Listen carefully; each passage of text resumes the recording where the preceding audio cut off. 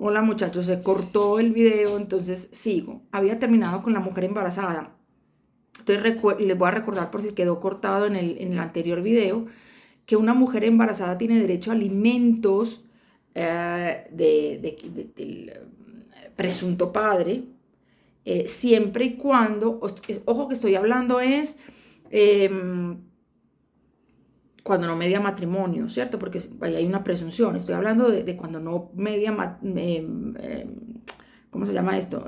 Matrimonio. Entonces, en ese caso, para que ese señor tenga la obligación alimentaria respecto del hijo, tuvo que haber reconocido al hijo, porque recuerden que en clase yo les había dicho, en clase de filiación, que yo puedo reconocer a un naciturus, un niño que está por nacer, no ha nacido, yo lo puedo reconocer vía testamento, vía escritura pública. Yo lo puedo reconocer eh, y obviamente eso va a estar sometido a una condición suspensiva, que es el nacimiento del niño. Listo.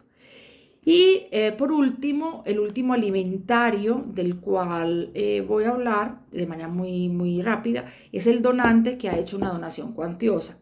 El Código Civil no me establece en qué consiste la donación cuantiosa, ¿cierto? Eh, pero uno puede hacer la analogía en cuanto a lo que se exige para la insinuación de la donación. Ustedes saben que cuando uno va a donar un bien inmueble que supera los 50 salarios mínimos mensuales legales, hay que hacer una insinuación. Entonces uno podría pensar que aquí la donación cuantiosa, que pues 50 millones no es mucho, pero pues el Código Civil en ese valor cifra la insinuación, cuando se dona más de 50 o más de 50 millones, perdón, 50 salarios mínimos mensuales legales, entonces habría derecho a alimentos. En Colombia no está estipulado la obligación alimentaria para los parientes afines. En otros países sí. Países como por ejemplo Holanda, Italia, Argentina, Uruguay y Francia aceptan los alimentos a la familia política, a los afines. Aquí no. ¿Listo? Entonces, solamente estas personas que están en el 411 tienen derecho a alimentos, más los hermanos. Tenga en cuenta que los hermanos tienen derecho a alimentos, pero a unos alimentos que se llaman necesarios. Todo el resto que les acabo de decir tienen derecho a alimentos congruos, se llaman así, congruos. ¿Congruos qué significan? Que yo debo dar alimentos conforme al estatus de vida, al nivel de vida del alimentario. Entonces no es lo mismo darle alimentos a un niño de 5 años que esté en estrato 2 a un niño de 5 años que esté en estrato 5 o 6. Viven de manera distinta y por tanto esos son los alimentos que yo debo dar. En cambio, frente a los hermanos, caben solo alimentos necesarios. Es decir, debo proveer todo aquello que él necesite para tener una vida digna, el mínimo vital, pero no respecto de su forma de vida. ¿Listo? Entonces eso también es importante que lo tengan en cuenta. ¿Cuáles son los requisitos para poder pedir alimentos? Entonces, ya también se las he mencionado a lo largo del video y es que se necesitan dos. Uno, la necesidad del alimentario y dos, la capacidad del alimentante. Eso respecto de los extremos subjetivos.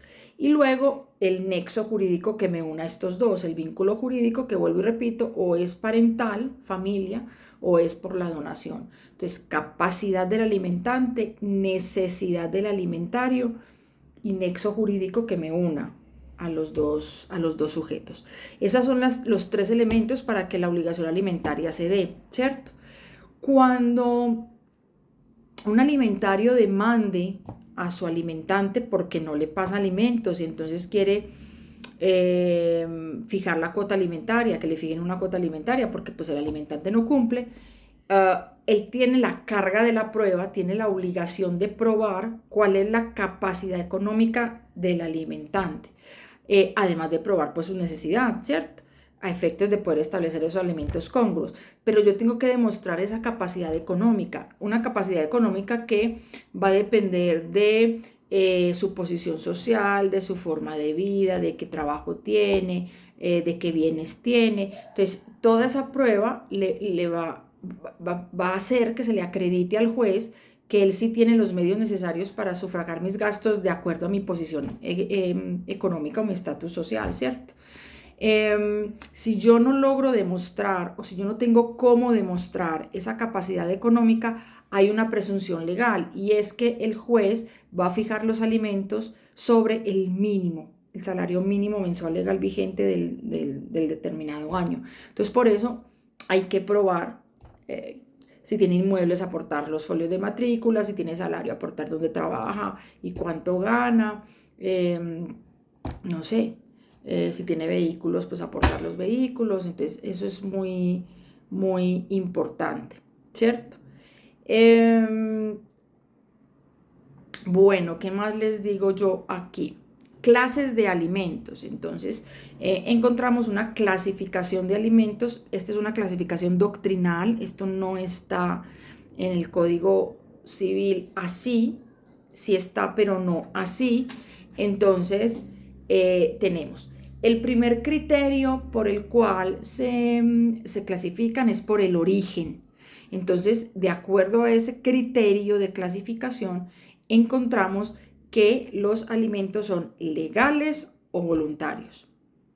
¿Cuándo son legales? Cuando la ley es la que reglamenta la obligación, cuando la ley es la que impone la obligación, o porque hay un vínculo parental, padres e hijos, hijos a padres, o porque hay un vínculo filial de hermanos, o porque hay un vínculo convivencial cónyuges, ¿cierto?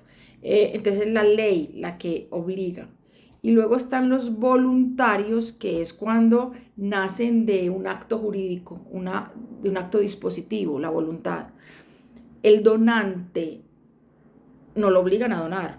Entonces, claro, cuando él dona un bien cuantioso, la ley obliga al donatario a darle alimentos, pero esa obligación, que es legal, obviamente, deriva de un acto voluntario que es haber dado la donación. O por testamento, también voluntariamente yo en mi testamento puedo dejar cuotas alimentarias a cualquier persona, pero porque yo quiero, ¿cierto? Entonces ahí serían voluntarios. Por su extensión, lo que ya les dije atrás, por su extensión los alimentos son congruos o necesarios. Congruos, que vuelvo y repito, son aquellos alimentos que tienen que ver con o que tratan de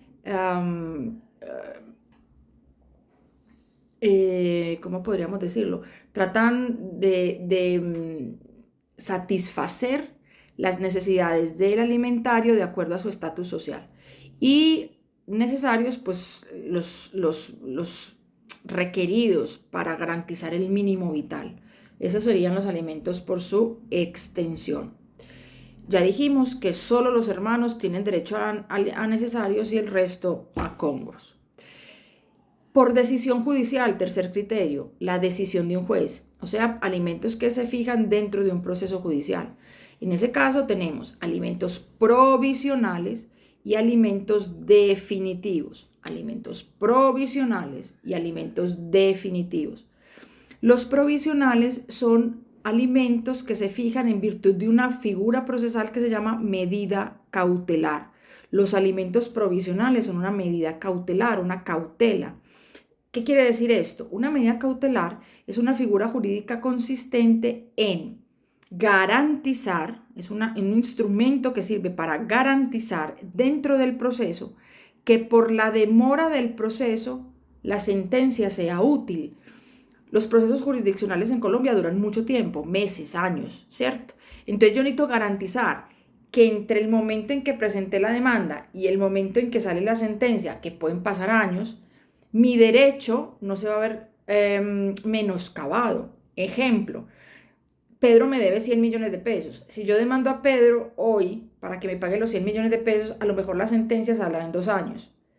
Cuando salga la sentencia y lo condenen, a lo mejor Pedro ya no tiene bienes. Entonces ese proceso fue inútil, 2 años de inutilidad. Entonces lo que yo hago es pedir una cautela desde que presento la demanda, embárguele el apartamento a Pedro y durante esos 2 años Pedro no va a poder vender ese apartamento.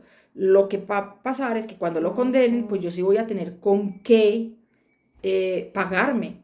Entonces, en eso consiste la cautela. En este caso, de los procesos de alimentos donde se va a fijar la cuota alimentaria, yo puedo pedir alimentos provisionales. ¿Cuál es el objetivo de los alimentos provisionales? Que entre la demanda y el momento en que el juez condene y fije una cuota, que pueden pasar meses o años, esta persona demandante, el niño, por ejemplo, Alejandro, mi hijo, no se va a ver desprovisto de alimentos. Durante 2 años, mes tras mes, él va a tener una cuota alimentaria que a mí me obligan a darle para no atentar contra su mínimo vital, para no atentar contra su forma de vida, para no atentar contra sus derechos fundamentales. ¿Cierto? Si la sentencia me exonera y me libera, pues hombre, esa plática ya se perdió. Porque durante el tiempo en que duró el proceso, yo no se sabía si si yo tenía la obligación o no. El juez presumió que sí. Entonces, no es que me obliguen a devolverlos, no los tengo que devolver. Simplemente de la sentencia para adelante no tengo que pagar. Pero lo que garantizan esos alimentos provisionales es que durante la demora del proceso, el alimentante, que es el demandante, pues no va a sufrir por no tener con qué subsistir. Entonces a eso se le llaman provisionales. Si durante la demanda y la sentencia, que se generan todos estos provisionales, el alimentario, que es el alimentante, que es el demandado, incumple, entonces el demandante de la fijación de cuota alimentaria, a su vez, lo puede demandar también en un ejecutivo de alimentos. Entonces, al mismo tiempo, irán caminando dos procesos a la par. El declarativo de alimentos, que busca la fijación de la cuota alimentaria, en donde están los alimentos provisionales, y otro, que es un ejecutivo, donde ahí sí le voy a embargar la casa, el carro, el salario, para cobrarme esa cuota de alimentos provisionales que no me pagó. Cuando yo ejecuto, ahí sí pido embargo y secuestro. En una fijación de cuota alimentaria solo puedo pedir como cautela alimentos provisionales. ¿Listo? Y los alimentos definitivos es cuando ya salga la sentencia. Entonces, cuando ya salga la sentencia y efectivamente el juez, en virtud de la prueba, comprueba que yo sí tengo la obligación con esa persona, me fija definitivamente los alimentos. Es decir, que esos provisionales se convierten en definitivos. De ahí para adelante siempre los voy a tener que pagar mientras las circunstancias se mantengan. Porque acuérdese que no es que yo tenga que pagar toda la vida, sino que la perpetuidad significa yo tendré que pagar de aquí en adelante siempre hasta que la capacidad o la necesidad del alimentante y el alimentario cambien. Porque una cosa muy importante en los procesos de alimentos es que las sentencias no son rígidas. La sentencia se puede cambiar y se puede cambiar dependiendo de qué, de si el alimentante perdió su capacidad económica o el alimentario ya no tiene necesidad. Ya llegó a los 25 años, yo ya no tengo que seguir pagando, entonces yo le pido al juez que ya me libere de esa obligación. Me echaron del trabajo, entonces yo le pido al juez que me libere de esa obligación. Que es que tuve otro hijo con otra persona, entonces tengo que repartir esa plata entre 2 hijos, que me disminuya la cuota alimentaria.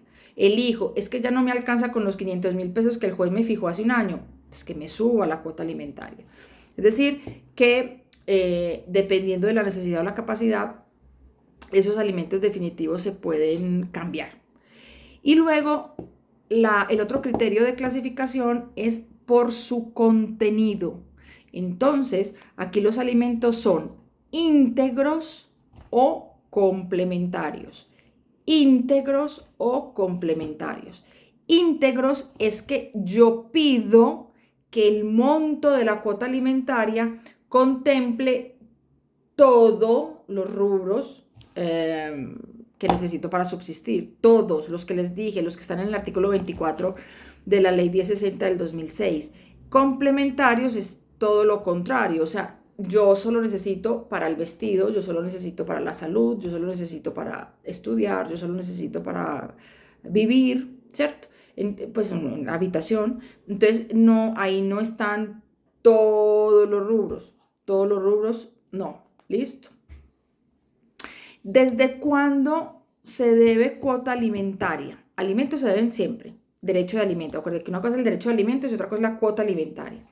Entonces, si Alejandro, que tiene 16 años, me demanda hoy para que le fijen la cuota alimentaria, esa sentencia que va a fijar los alimentos definitivos, esa sentencia no me va a condenar a los alimentos en retroactivo. ¿Desde que él nació? No, sino desde que presenté la demanda, desde que él presentó la demanda. ¿Por qué? Porque la ley entiende que si yo no había demandado antes, si Alejandro no había demandado antes, era porque no necesitaba. Entonces no son retroactivos. La sentencia va a fijar alimentos desde la presentación de la demanda hacia adelante. ¿Listo? Hacia adelante. No desde que nació la persona, sino desde la presentación de la demanda hasta adelante.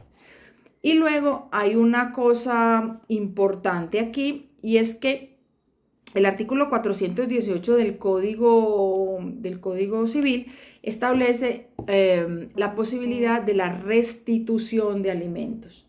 ¿Y esta cuándo se da? Cuando se cobraron alimentos, cuota alimentaria, cuando se cobró cuota alimentaria de manera dolosa. Es decir, yo sabía que usted no tenía derecho a alimentos y aún así lo demandé y probé que usted me los debía o que usted está obligado. Acuérdese que yo puedo llegar al proceso diciendo mentiras. Entonces yo llego, pruebo que usted me debe dolosamente, lo condenan y luego el otro demuestra que es que yo actué dolosamente. Entonces a mí me obligan a devolver todas las cuotas que me habían pagado. Eso se llama restitución. Pero ojo, lo importante aquí es el dolo. Entonces supongamos, yo sabía que ese niño no era de ese señor y aún así lo demandé por alimentos. Si él luego demuestra que yo lo sabía, no que no es el papá, porque puede que no sea el papá, pero yo estaba convencida de que sí era. No, que yo sabía que no era el papá y aún así lo demandé, pues entonces es posible que él solicite la restitución de la cuota alimentaria. ¿Listo? Entonces es muy importante que lo tengamos en cuenta. ¿Qué quiere decir esto entonces? Que hay varias posibilidades procesalmente de reclamar alimentos. Entonces tenemos, puedo pedir que se fije cuota alimentaria, puedo pedir que se disminuya la cuota alimentaria, puedo pedir que se aumente la cuota alimentaria, puedo pedir que se restituya la cuota alimentaria y puedo ejecutar por alimentos. ¿Listo? Entonces, ejecutivo por alimentos, aquí es que incumplí las cuotas. Ya se había, en el ejecutivo de alimentos significa que ya se había fijado una cuota, ya hay un título ejecutivo, una sentencia, una transacción, un acta de conciliación, ya había un documento que contiene una obligación clara, expresa y exigible. Día en que se tiene que pagar la cuota, monto de la cuota, dónde se paga la cuota, quién la paga, quién la recibe. O sea, todos los extremos de la obligación ya están establecidos y se incumplió. Ahí lo que yo hago es ejecutar. Presento un proceso ejecutivo de alimentos ante el juez de familia y entonces ahí sí, ya no son alimentos provisionales lo que voy a pedir como medida cautelar. Aquí, como ya hubo un incumplimiento de cuota, lo que voy a hacer es embargar y secuestrar bienes del demandado. Y luego están los otros 4 procesos. Aquí todavía, no, espérese, hay los otros 4 procesos que están. El de fijación de cuota. En el de fijación de cuota todavía no se ha fijado la cuota. No se ha fijado nunca. Entonces, aquí yo no puedo pedir embargo y secuestro, sino que lo que yo voy a pedir como medida cautelar es el alimento provisional. ¿Listo? Luego está, ya se fijó la cuota, nadie ha incumplido. Lo que pasa es que el alimentante pues tiene otros gastos que no le permiten seguir pagando el monto que le habían fijado. Entonces él va a pedir disminución. No ha incumplido, pero quiere que le rebajen la cuota porque no es capaz con la que tenía. ¿cierto?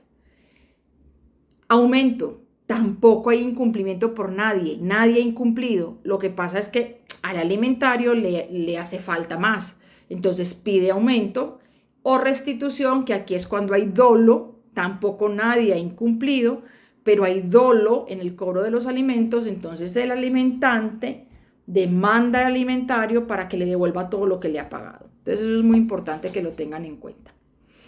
Además de las 3 normas que les mencioné al principio que hablan de alimentos, Código General, Código Civil, Ley de Infancia y Adolescencia, en los 2 últimos años han salido 2 normas importantes en materia de alimentos.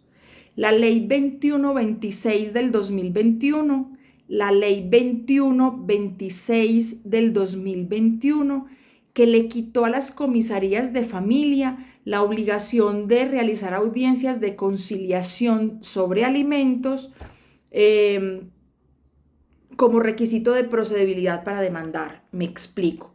Cuando usted va a demandar por fijación de cuota alimentaria, aumento de cuota alimentaria, disminución de cuota alimentaria o restitución de cuota alimentaria, antes de presentar la demanda, usted tiene que realizar una audiencia de conciliación prejudicial previa. Tiene que citar a la contraparte a una audiencia de conciliación. Si no concilian, esa acta de no conciliación es un requisito necesario para presentar la demanda, porque si no, el juez te inadmite.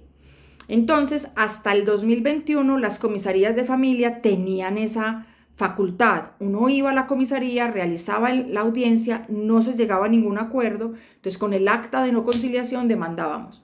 Desde la ley 2126 se le quita esa función a los comisarios y hoy, para poder demandar en esos 4 procesos, tenés que hacer la audiencia de conciliación o en un centro de conciliación privado, como el nuestro, en un aula, o irte para bienestar familiar y realizar la audiencia de conciliación allá. Entonces la ley 2126 es súper importante.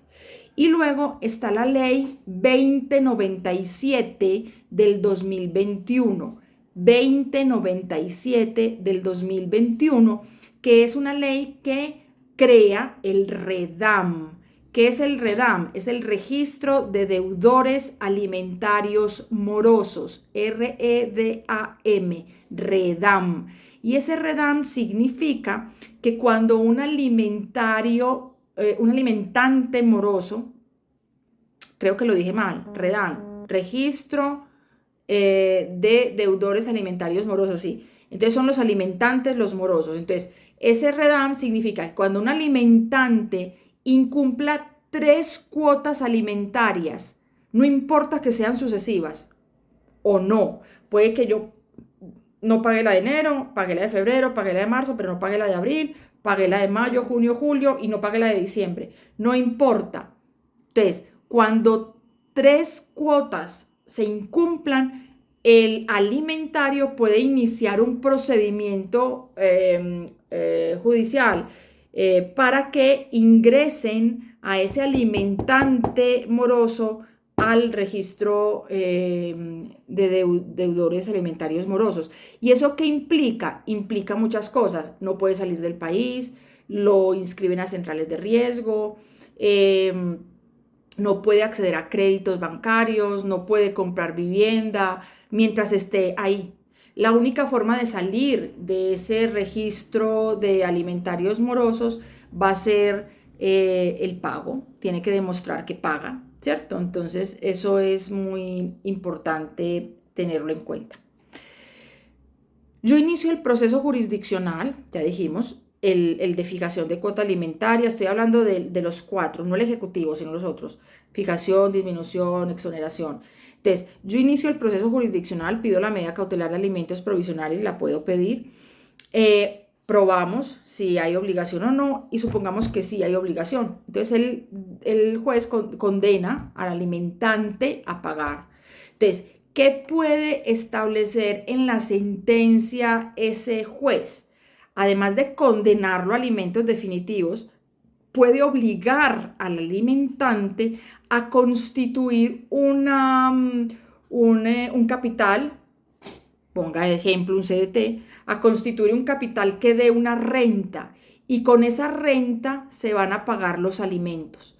Entonces él puede obligar en la sentencia al alimentante a hacer eso y lo obliga en los 10 días siguientes a la fecha en que dictó la sentencia. Entonces yo dicto la sentencia hoy, puedo establecer esa obligación, me hace el favor, en los 10 días siguientes, a partir de mañana, en los 10 días siguientes usted va a constituir un capital y con la renta de ese capital, con los beneficios de ese capital, vamos a pagar los alimentos, ¿cierto? Si el alimentante no hace eso, el alimentario lo puede mandar en un ejecutivo y lo puede embargar. ¿Para qué? Para que cumpla. Entonces es muy importante que lo tengan en cuenta. ¿Qué puede hacer el alimentante para evitar ese capital? Pues para evitar constituir ese capital, para evitar en un ejecutivo para provocar que en un ejecutivo le levanten el embargo. Él está embargado y él quiere que le levanten el embargo de su casa, de su carro, de lo que sea. ¿Qué puede hacer el alimentante en cualquiera de los dos casos? Puede constituir una caución que garantice que durante 2 años él va a pagar, que le garantice que durante 2 años se va a pagar los alimentos. Entonces puede constituir un seguro, una caución vía seguro, que garantice que ese seguro cubra los alimentos del alimentario por 2 años. Si él lo hace, le levantan el embargo, por ejemplo, o no tiene que constituir esa renta, ¿cierto? Entonces es importante. Otra cosa que es muy importante en estos procesos de alimentos es lo siguiente, y es que cuando el alimentante no paga alimentos, pierde el derecho a ser escuchado en un proceso de visitas, de cuidados personales. No lo escuchan, no lo dejan defender en ese proceso. Entonces eso es muy importante porque va a perder también en el proceso de visitas o de custodia, tal. Entonces él tiene que cumplir con la obligación alimentaria. Y otra cosa muy importante también es que si a mí me privan de patria potestad, yo no pierdo la obligación, o sea, no se me extingue la obligación de pasarle alimentos a mis hijos. Porque recuerde que la patria potestad es ese elemento patrimonial derivado de la filiación, representación de los hijos, usufructo de sus bienes y administración. Los alimentos tienen que ver es con la responsabilidad parental. Entonces, si yo pierdo la patria potestad, me la quitan, me la suspenden o me la privan, me queda viva la responsabilidad parental. Entonces, la obligación alimentaria queda viva y por tanto ese hijo que ya no está sujeto a mi patria potestad tiene el derecho a reclamarme alimentos. Entonces, es importante. En un ejecutivo de alimentos, ya les dije que la medida cautelar que yo pido es el embargo y el secuestro cuando me incumplieron la cuota alimentaria. Entonces yo lo demando ejecutivamente y lo embargo. ¿Qué embargo? Hay una prelación de embargos. Lo primero que yo embargo es el sueldo. Y yo puedo embargar hasta el 50% del sueldo, hasta el 50% y hasta el 50% de las prestaciones sociales. Yo pido el 50 y el juez me puede dar el 30. Yo siempre pido el 50. Y si él no trabaja y no tiene sueldo, yo ahí puedo embargar bienes propios de él, del demandado, inmuebles o muebles, hasta el 50%. Entonces, no es que yo primero escoja los bienes muebles o inmuebles, no, primero el salario, y si no lo tiene, entonces ahí sí embargo los bienes muebles o inmuebles que tengamos. Listo.